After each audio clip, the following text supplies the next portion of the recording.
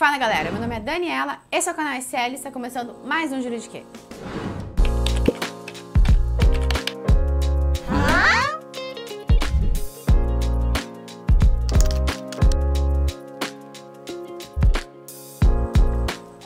Ainda nos vídeos sobre sociedade anônima, hoje iremos falar de lucros, dividendos e reservas.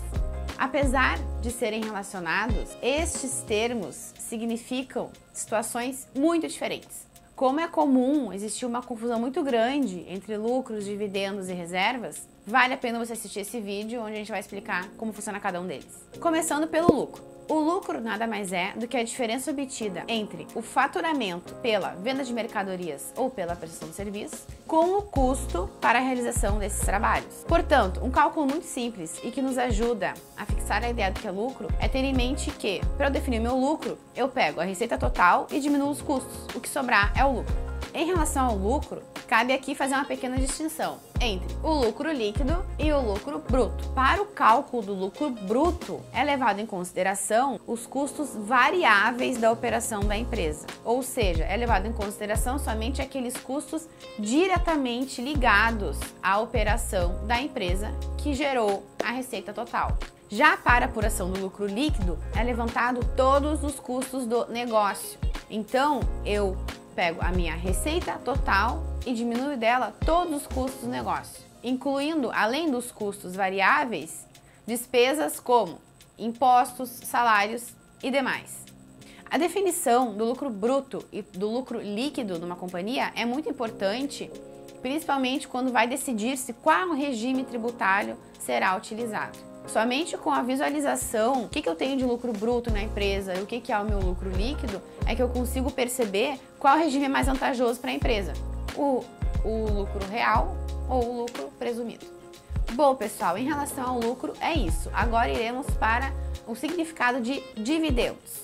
Os dividendos nada mais é do que a parcela do lucro que é distribuída aos sócios da empresa. Ou seja, não são os lucros são distribuídos. Quando a gente distribui o lucro, essa parcela passa a se chamar dividendos.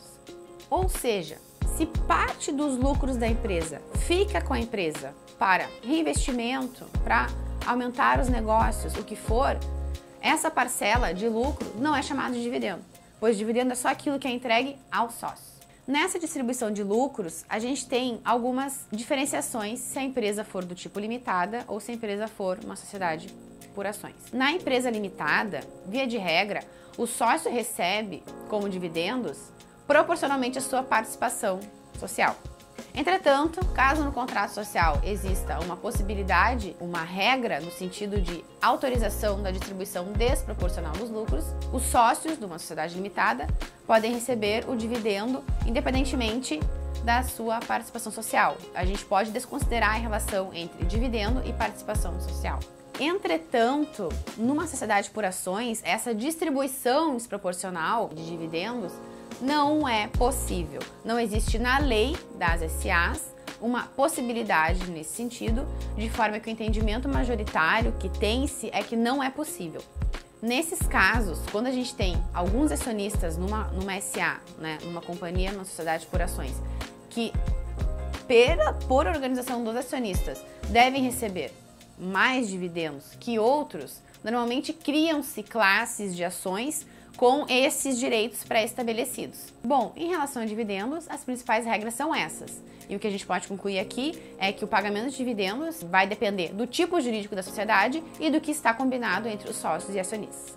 Por fim, em relação às reservas, temos que essas são decorrentes dos resultados e dos lucros da operação da companhia. A lei das SAs obriga que 5% do lucro líquido seja destinado ao que é chamado de reserva legal e que também fica limitado, essa reserva, até 20% do capital social da companhia. A reserva legal, que é chamada de reserva legal, busca proteger o patrimônio da companhia, resguardar aquele patrimônio.